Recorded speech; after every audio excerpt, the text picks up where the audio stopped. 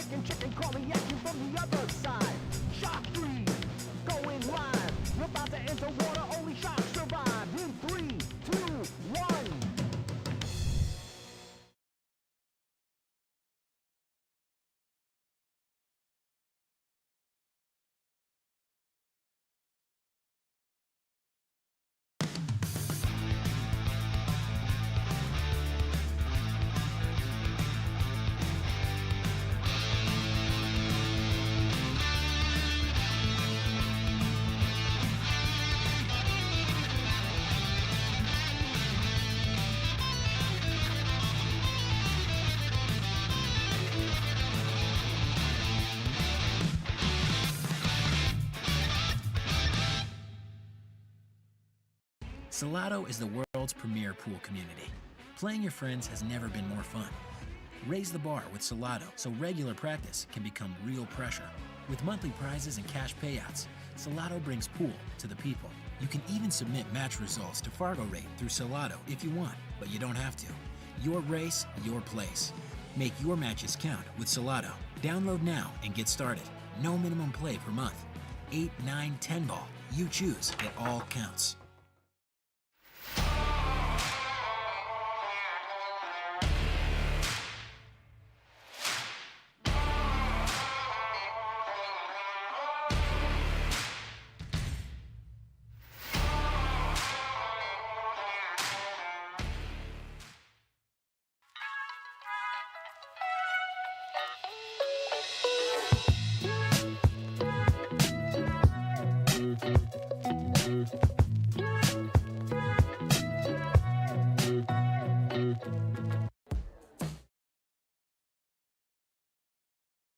Hey, what's going on, everybody?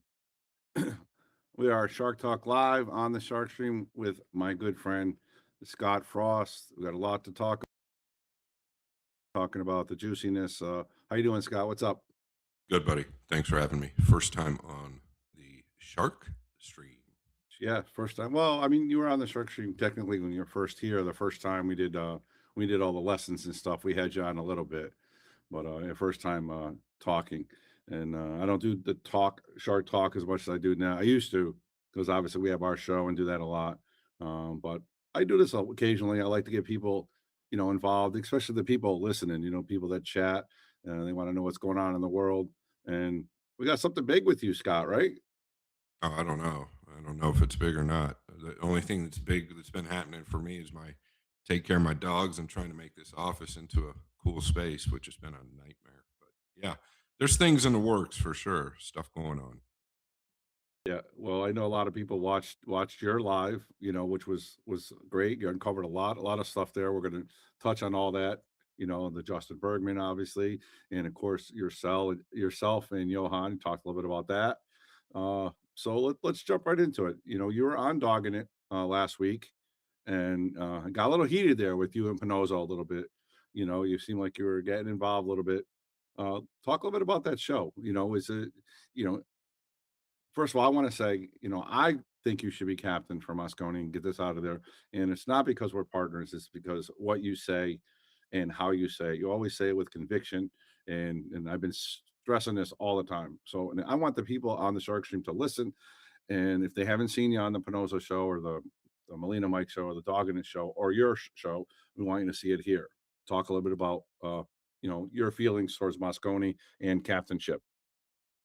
Yeah, well, your first question about the Dog in It podcast, I was actually pretty refreshed. I felt like, I thought they were going to kind of go at me a little bit harder, but Molina Mike seemed to have really the same perception and outlook kind of that I had, which really, let's just call it what it is, kind of echoing all of the fans, right? I think that, listen, when you look at politics, unfortunately, throughout the world, you have eras of presidents that aren't the greatest, and then you have somebody that comes along that's more business oriented that that people can tend to get behind because it's a little bit out of the normal realm. And if you just listen, in my opinion, if you just listen to what the fans have to say, which I have, that's all I seem to do. Um, it's not complicated. This isn't complicated. There's just some major details that have been overlooked. But back to their podcast, I really thought that Mike was kind of echoing everything that I felt and thought. I was just saying it a little bit more. Panazzo, I love him. He's all right, right? He just kind of pushed the button when we're talking about Bergman, and there's never been a time in my career, and if there has been, somebody can come out here and say it. There's never been a time when I called somebody out or when I asked to play somebody and said I could bet up to 100,000 or up to 1,000,000, which has happened multiple times, that I didn't mean it, right? I make sure that I know what I'm going to say and that I'm backed up before I do it. Um, so, when I came out and announced it and I had the permission from Bergman, that wasn't like something that we just had like a 10-minute phone conversation. And he was like, yeah, yeah, I'll come out and start playing. It didn't go down like that, right? And I clearly explained that in that show. So that of course did frustrate me a little bit. Yeah. Other than that, though, I mean, I feel like the show was really pretty productive in a lot of different ways. Still Well, yeah, some no, stuff that I didn't cover, but go ahead. yeah, no, I agree. I thought the show was really good, and all the stuff that you talked about. That's some of the stuff we want to talk about here, and we got a decent amount of people a little bit watching already, so we'll get some questions from them as well. Sure. But a lot of things you say with conviction, and they were agreeing with. Let's talk a little bit about that. What do you think? Team America needs as far as captainship or leadership to be competitive, because we haven't been competitive in a long time. Well, the first thing I think needs to be done is there's some walls that need to be broken down. Right now, here's the thing: I try to put myself in each one of those players' shoes. Fortunately, I was in their shoes. If everybody wants to say, "Well, I'm a one pocket player," listen, I could have played rotation at the highest level, won many big 9 ball events. My point to that means I've got to break the walls down if I was in this position, because you have to earn the respect of these young guys. And I think that if you don't have the respect from the young guys, this is a big problem. And that's why we need more time leading into the cup. Whether I think I'm working with 12 different guys who could potentially make the team or five, it doesn't really matter. But you got to break the walls down. And what I mean by that is this is private conversations with the players individually and then putting them all together. I think it's vital, right? We want to get everybody on the same page. I hate using it, but I think there's a lack of respect for leadership roles now, and I think the captainship role has kind of, as far as the prominent side of it, is kind of diminished the last few years, right? And a lot of that has to do with our success and our failures, Yep. and a lot of it Hey, has to Scott, do hold with on one sec. We're having a little issue with your audio. A my couple people audio. saying, yeah, you're cutting out a little bit. Somebody's saying, Brian, are you still here? I just want to make sure we're good.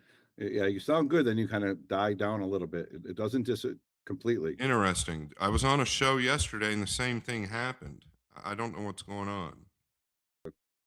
But just to reiterate your point, we actually have Fair's Real 777. The problem is we don't have the talent level in the USA basis players versus overseas, and that's kind of what you were touching on. So let's keep going with what you're saying. Well, I disagree there. I totally disagree there. I think the format actually favors us. It's not the talent. We're getting the shots. It's the preparation time. When you take five guys that are scattered and they're not playing all the time, Europe came up completely different. They immediately bond and meld together very quickly.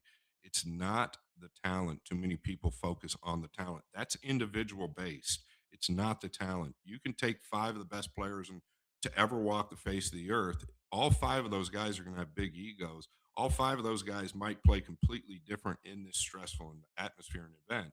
So it's not got everybody wants to focus on how good the players are. Or not everybody, but a lot of people do.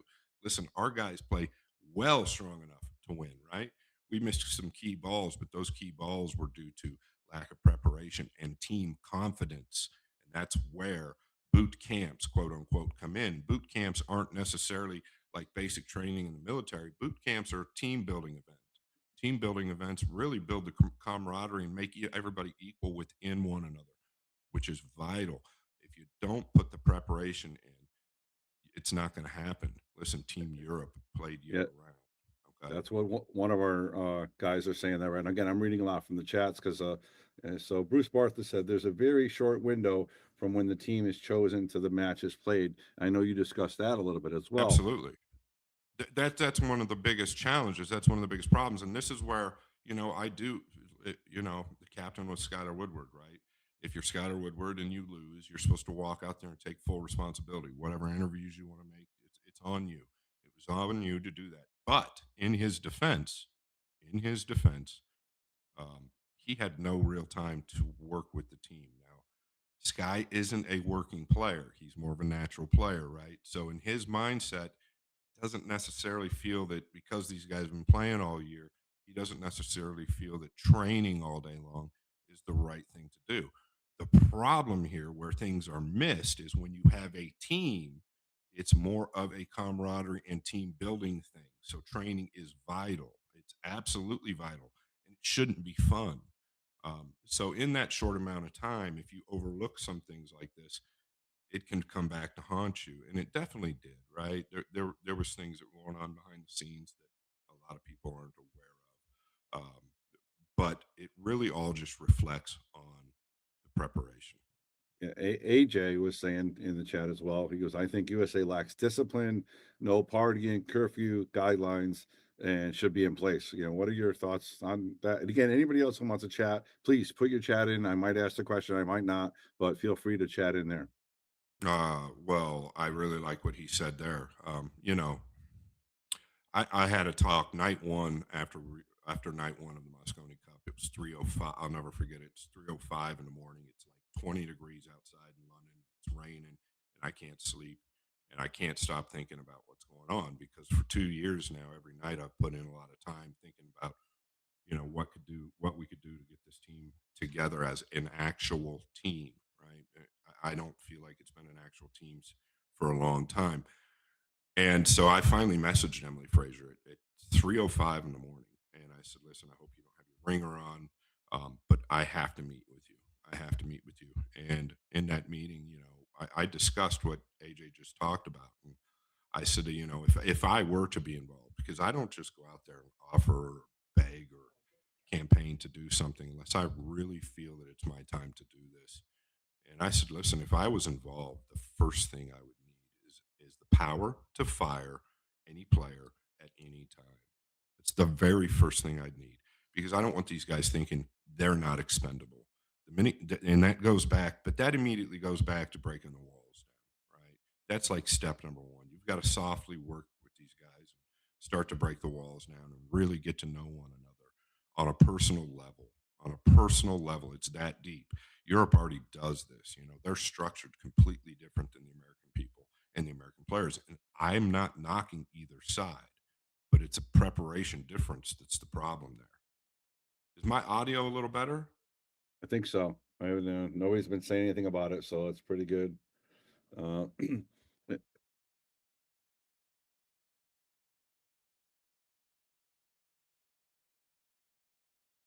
Must be the noise canceling, maybe.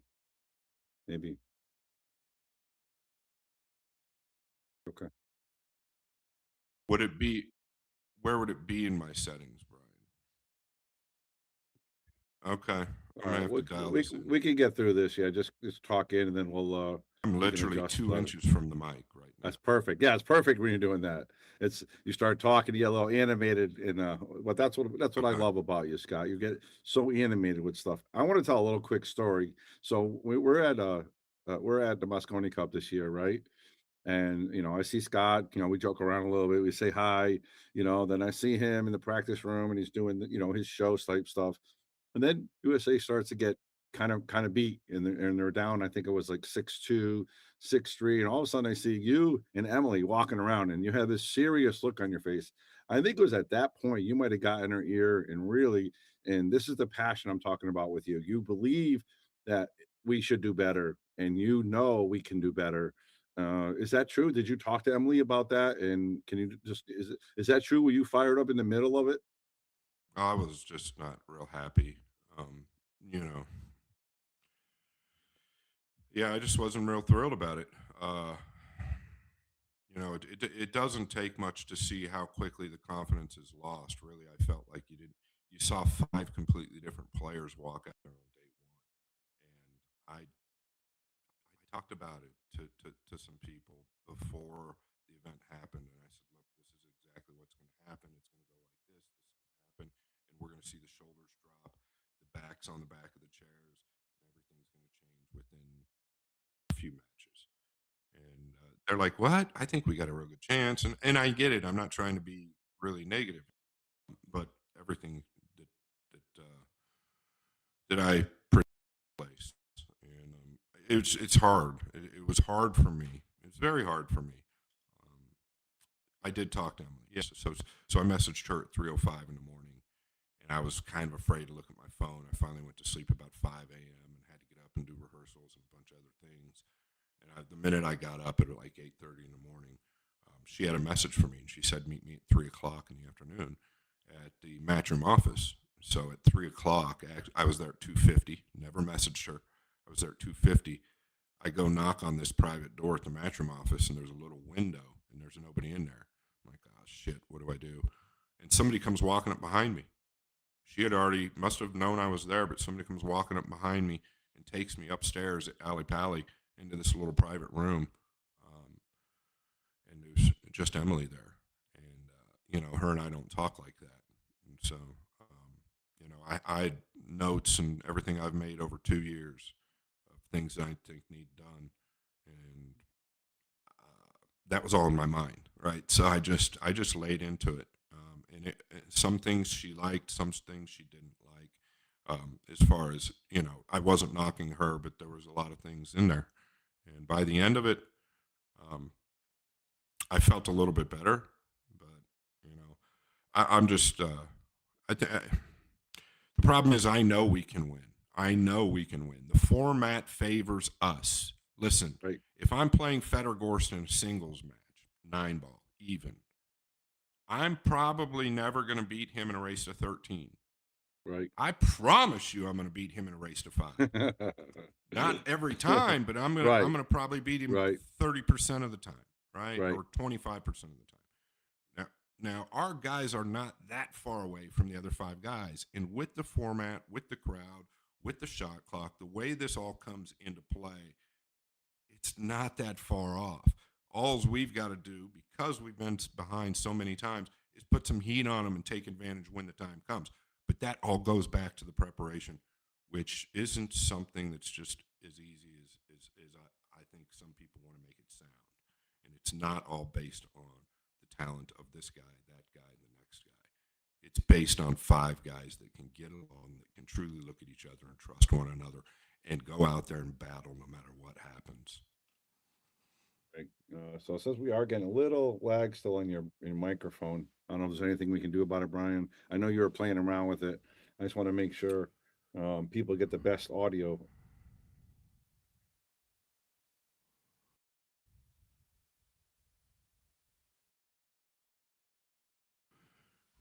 Well, I have a gain on the back. Should I it's on complete low. It's on lowest setting. You want me to turn it up a little?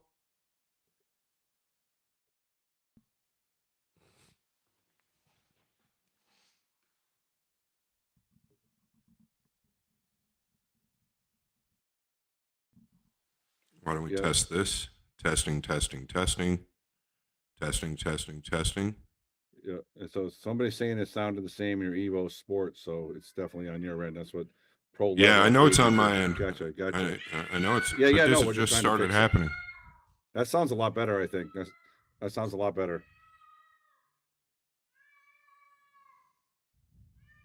Yeah, it's not the cats. It's one cat, and he's the best in the world at breaking out. I'll be right back. And don't forget, guys, if you watch the Boom and Freezer show, you can see Scott Frost. He talks about his cat and his dog, and we talk a little bit about everything. But man, this cat is, I guess, just a little crier and talks a little bit, making noises and stuff. So we'll talk about it a little bit when he gets back. But yeah, any questions you guys have, please chat in. Hopefully the microphone's fixed. We should be getting ready to go. And maybe the cats team Europe. I don't know. we're gonna we're gonna find out in a few minutes. But yeah, any other questions? Let me know. Appreciate it.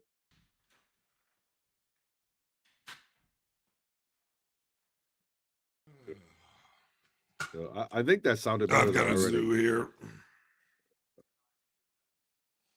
Okay.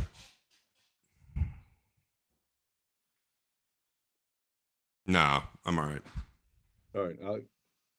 Yeah, I got all the chats here, so it's good. Yeah, that's all I was going about. But everybody's saying they're sounding better. They want to know if your Okay. cat is Team Europe over there because you started making noise when you're talking about Team USA. Your cat Team Europe? So that I have 3 cats, and that cat, that's funny. He potentially could be. He might be. He hasn't told me yet, but that would make a lot of sense, actually. So let me think about that. His name is Stewie, and it's Stewie after Family Guy. And this cat's literally, really, I mean, I know people have cats that open doors and this and that. We have to have locks on the outside and inside of our doors. I had that done to our garage. I put big signs over our bathroom doors or bags because he knows how to break into everything. And this cat is unbelievable. He's not mean. He is just very smart, and it's unbelievable what he's just every time he hears me talking, he wants to just frickin' go off. All right, cool. All right, we got another question here. It says pros in USA play a lot on the 7-foot bar tables. Do you think this has anything negative effect on our players as a whole?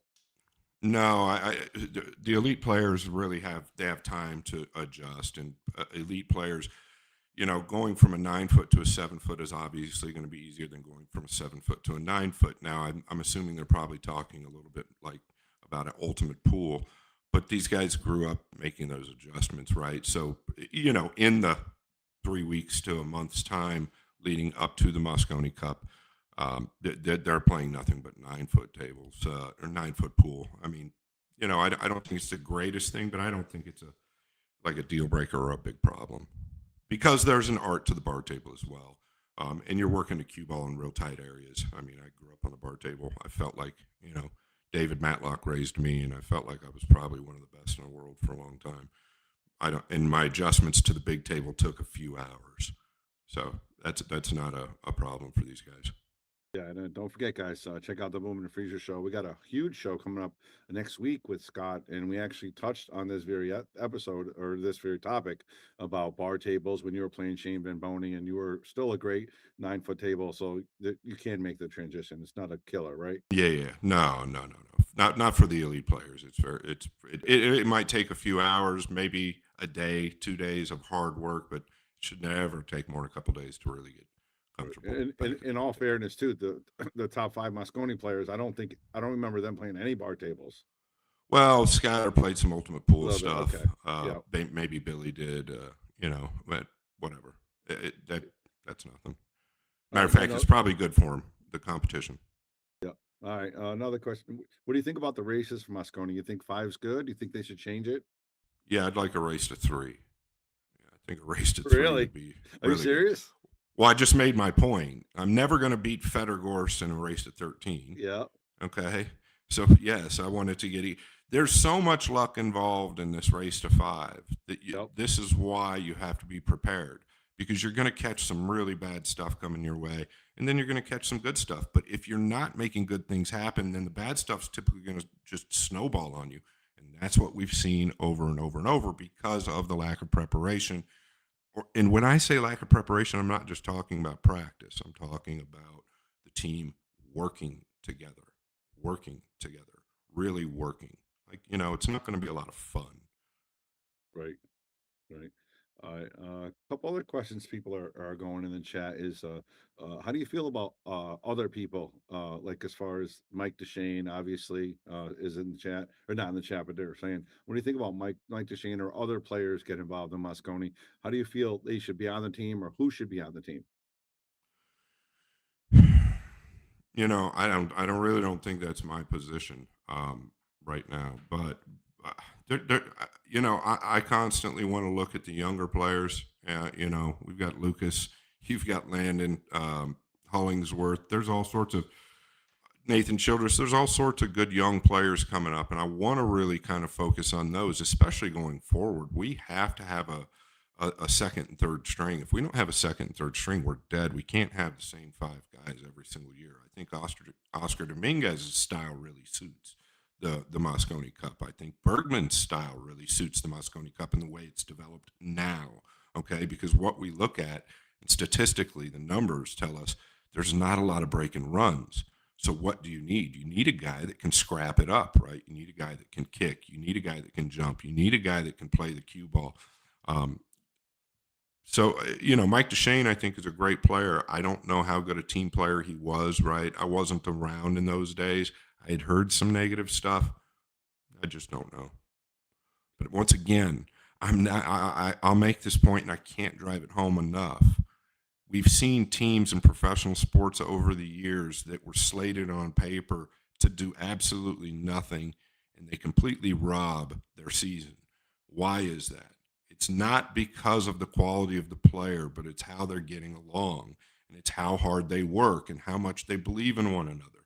Everybody I blame Matchroom, even though I get what they're doing, right? It's a double-edged sword, but I blame Matchroom because they want to make this a show, and I get that, right? You want to make these each individual stars something special, and I get that that's part of their job, right? But I'm afraid the players buy into that a little too much as well. Okay. And when that happens, now you start to get egos involved, you get cliques involved, and all sorts of other things that people don't really know what's happening or what's going on behind the scenes. And all of that little stuff can affect you. I mean, it's a big job. Right. So that's one of the questions that Jack 3D Brett. He said the big question though is whether USA guys are willing to buy into the bonding and preparation. They aren't junior players, and I know I've seen you talk, but I would like to make sure everybody that's watching this podcast. How do you think about that, and what would you do?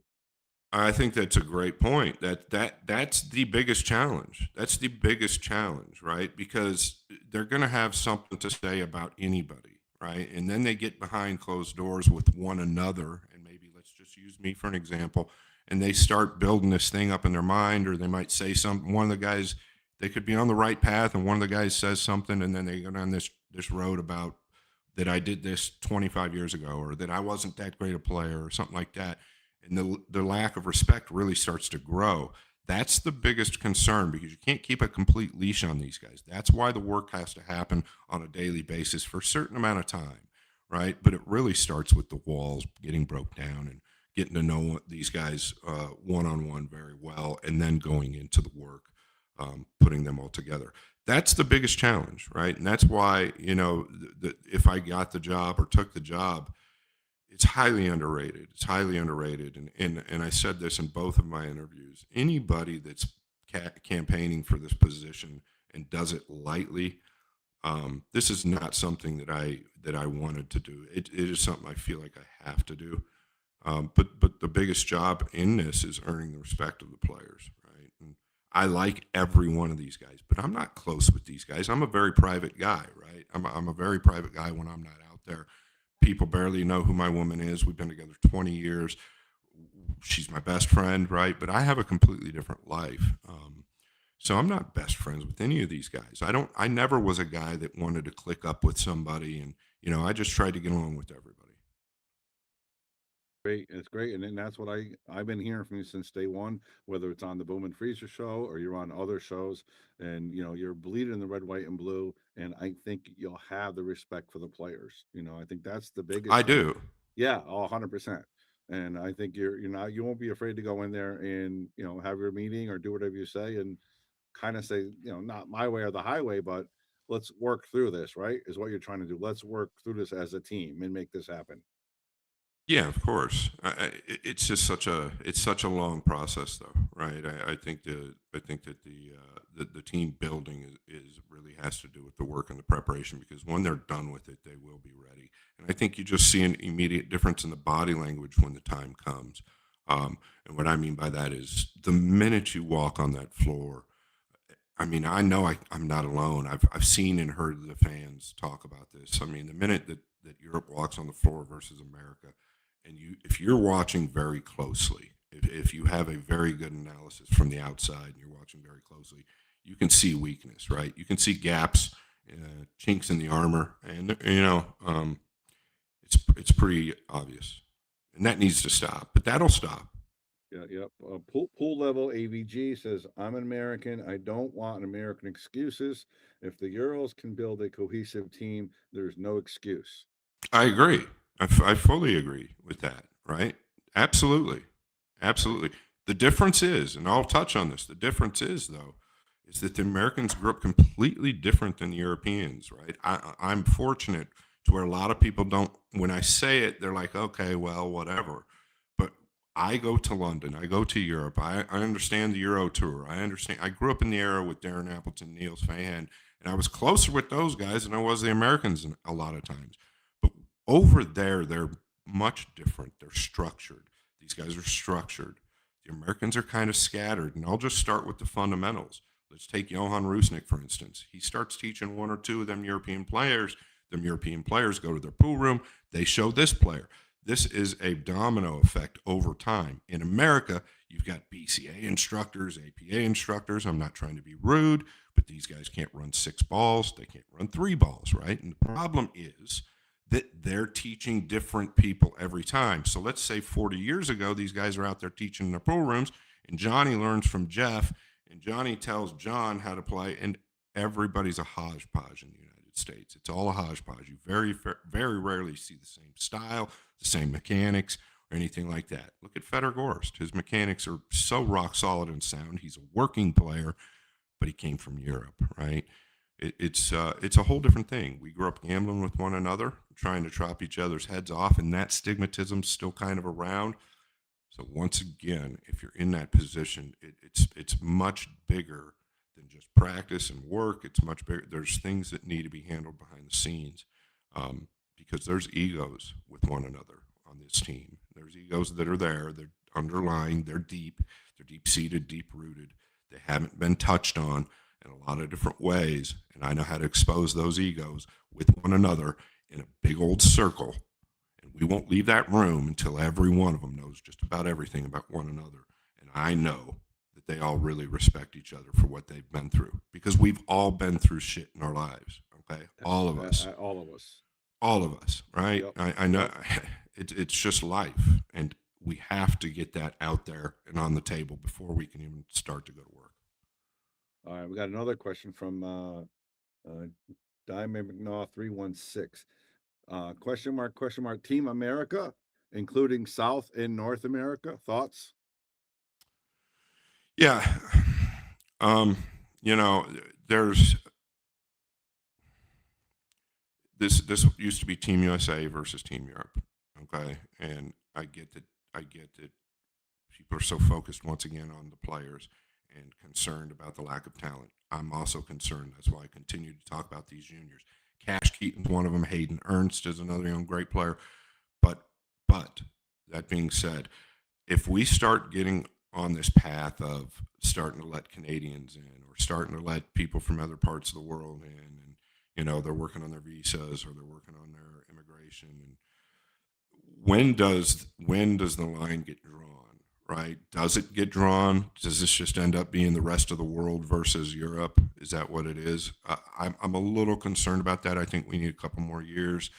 I know Thorsten's available now, and we just did a show with Jesus Atencio, and I know that he's in the works there as well. But I also know that Matcham is very aware that they really want to keep this, how it was birthed, which is USA versus Europe. And I think that that's important. All right, good stuff. Michigan Mike says, as a fan, how can we help Scott be the captain of Mosconi? I don't know how to answer that. Keep do I do keep Okay. saying and doing what you guys feel is right. Like I go on Facebook. I don't go on Facebook and make comments or anything ever. Bobby hates it because I don't even know when I'm tagged. I do. But I do go there. And after the Moscone Cup, as painful as it was, and during, I'm reading comments, and people had had enough. And I think honesty is the biggest and best thing, right? I think honesty, just saying what's on your mind, is the best way to help somebody like me, because I take what you guys say and think about how I would feel, and I feel the same way as a fan. I feel the same way. The frustration is real. It's raw. You should be frustrated.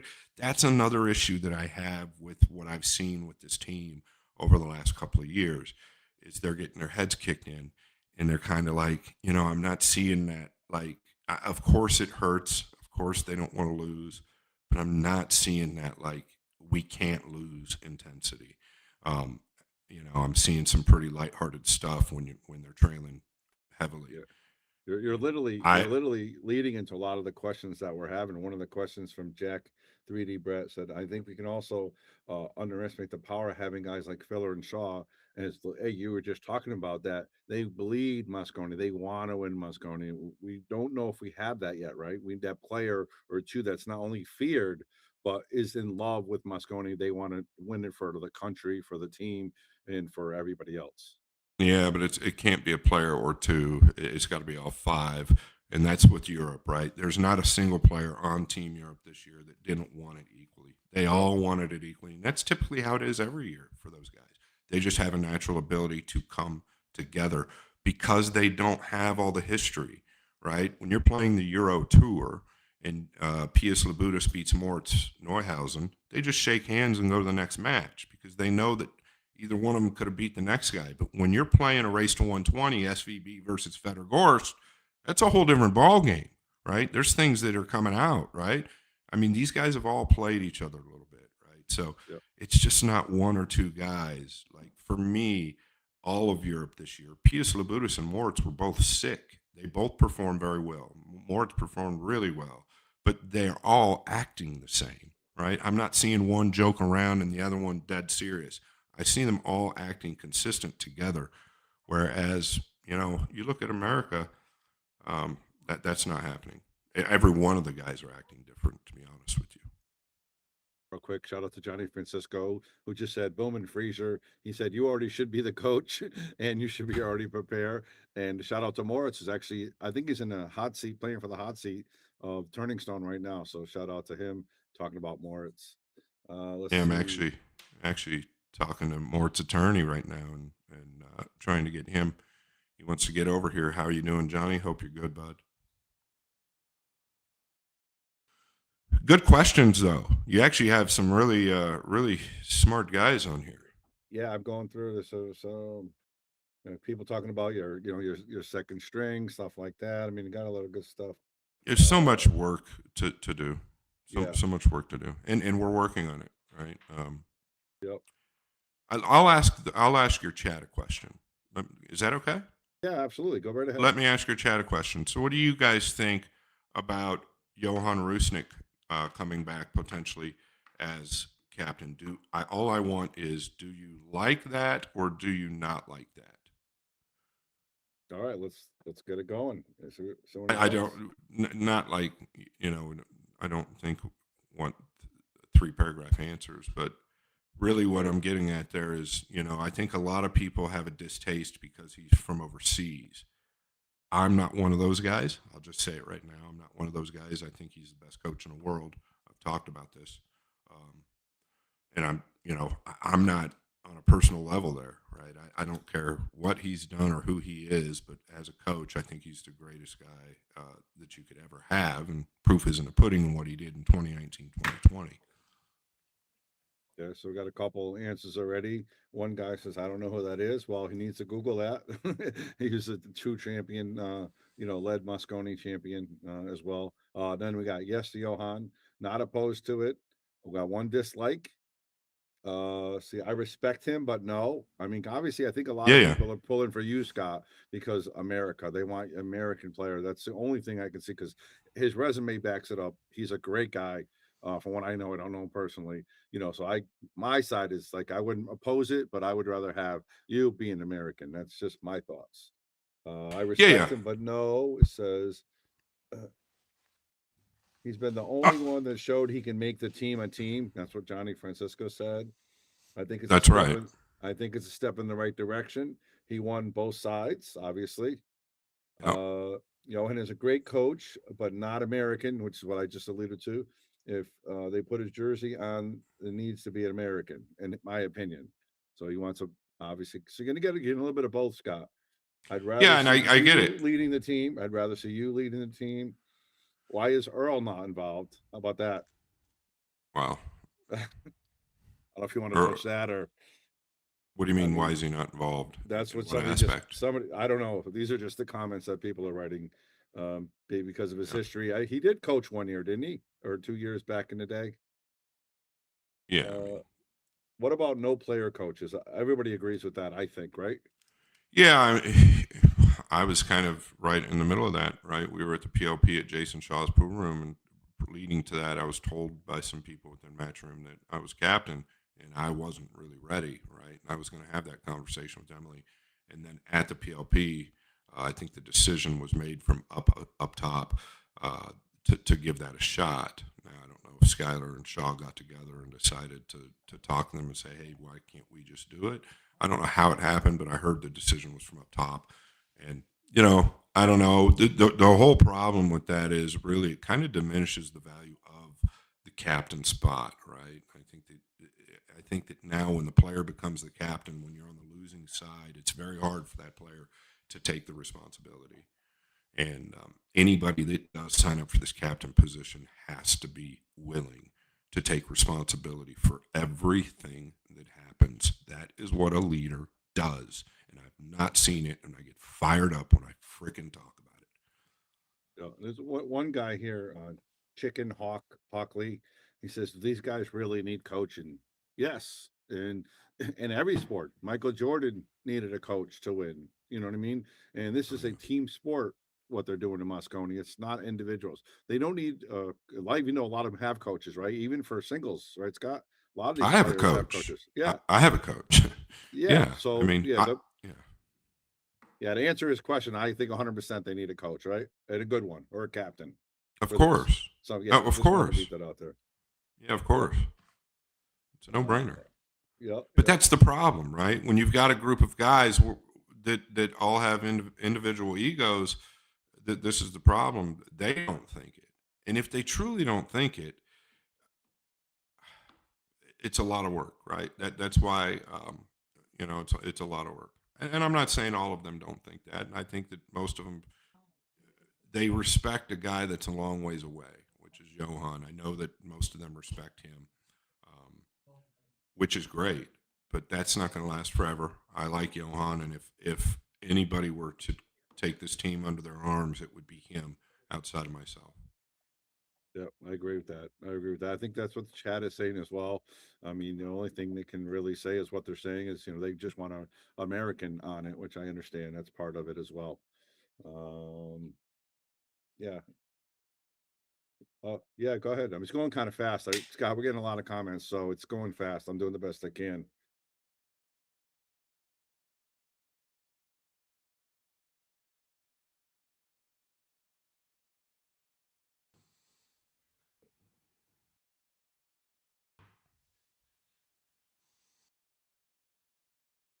Oh yeah, I mean, I've been a real student of the Moscone Cup for a long time, right? Even way back in the day, I watched it very closely from afar, and that's all you have to do.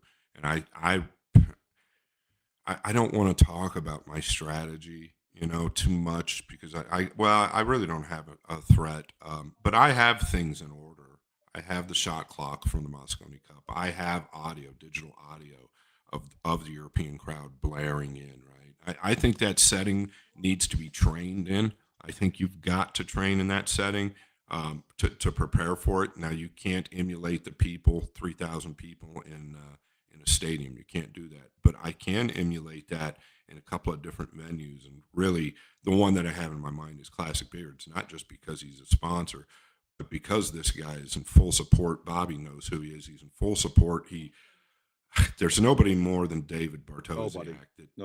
There's nobody more that's done what he's done for the players and not looking for anything in return.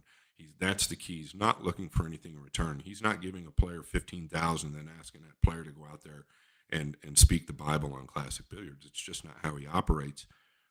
So to answer that question, I think it's vital to train in that type of atmosphere. Absolutely vital. Right, and a shout out to Dave Bartosiak, the Bears, huge game last night. They won in the last second. I sent him a text. He was so pumped. And give shout out to the Bears from my boy Dave and your boy. Once again, you know, we go back to the time periods. This is where it's a problem. It's a big problem because of the ranking system and how it's designed. We don't necessarily know who's going to be on the team until almost the end of the year. Yeah, almost the end. Morris wasn't on Team Asia until the week before, like while he was in the Philippines. That's a little bit much. Well, it's a problem, right? This is a big concern. So that's where my plan B, and I've talked to Dave Bartosiak in depth about this as well. My plan B is, which I think I can do. I have the resources to do it, and the players won't have to pay for anything. Is basically I want to take the top 10 or 12 guys and run them through this school. But the problem there is the scheduling, right? The problem there is the scheduling.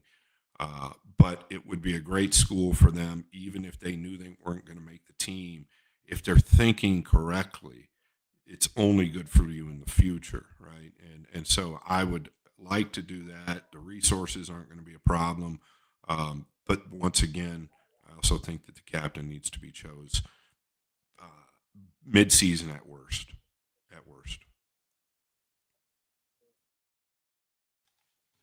Yeah, I mean, I think Dave Bartosiak has the perfect environment there. I've been there. You've been there, obviously, and you know what you're doing. I think that would be, and especially for not only the egos and everything. I think the juniors get involved in that as well, right? It's like a big of tricks. It's tremendous. Yeah, I would definitely have some of the top young talent. I'd have some of the top older talent. Whatever we can do, right? Yep.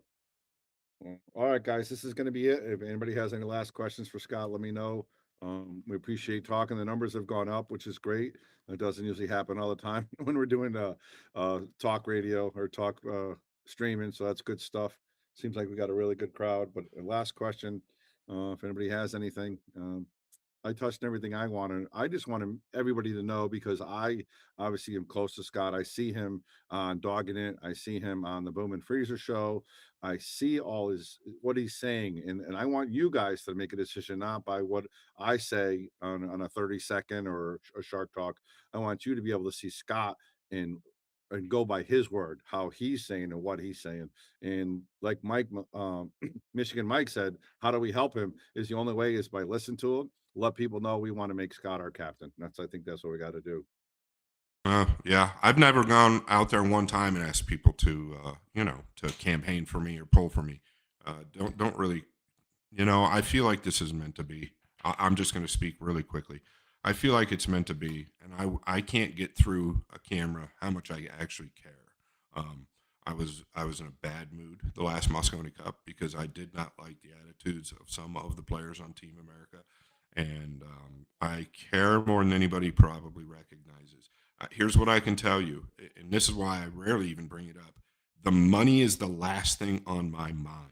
It's the last thing on my mind. It's the last thing on my mind. Hard work, having enough time to prepare and put a plan together. I've got this plan, put this plan together, and having the time to execute that plan. I truly believe that I deserve one. I don't want 3 years. I don't need 3 years. All I need is one fucking year. I'm telling you, that's all I need is 1 year, just 1 year. And everybody's going to see the difference in what happens with this team. We might not win. Okay, there's a chance we're not going to win. There's a big chance. Raise the 5. but they're going to execute. They're going to execute. They're going to stand tall. Okay. And I'm going to be out there all the time. I don't care if they miss 12 straight in 9 balls. I'm going to be out there telling them, keep your head up. Great job. Great job. Nothing wrong with it. You've missed it 12,000 times. You're going to miss it 12,000 more. Who gives a fuck? Keep going. Okay. This is what a captain does. You just keep pushing them. You keep pushing them. Positive, positive, positive, positive. That's all you can do. And you got to make them work. They have to work. They have to work together. You got to break those walls down as well. Nice, great I stuff, care. Scott. Great stuff. And that's listen, that's what right there is what I want you guys to see, and that's what I see, and that's why I think he's going to be the best guy for the job. And it's for you guys, obviously, to make your opinion and hopefully post it and share it. And I think Matchman's going to make the right choice, Scott. I really do. Yeah. I don't know. I don't talk to him like this about this. I leave for Manila next week, but I really appreciate you having me on. I woke up tired, and I didn't think I was going to get fired up, but I always do. You did great. The audience is loving it. They're chatting a mile a minute. And I'm sure I missed a couple questions, but I think we got most of the key ones. Thanks to Brian for paying attention. He got a couple questions in there as well. Yeah. So go enjoy the rest of your football day. Thanks again for joining us. And make sure you guys check out the Bowman Freezer show. We got some fantastic shows. Like I said, Scott's show's coming up next week. And it's always one of my favorite shows because it literally shows the real life of the gambler, of the pool hustler, of the pool life that he lived. And it's I told him all the time it should be a book or movie someday maybe, but right now all you got is a Bowman and Freezer show, and check out the show, right? Yeah. All right, guys. Thank you guys for coming in and supporting. I really appreciate it. And the questions were amazing. Seriously. All right, we'll see you soon. Later. Thanks.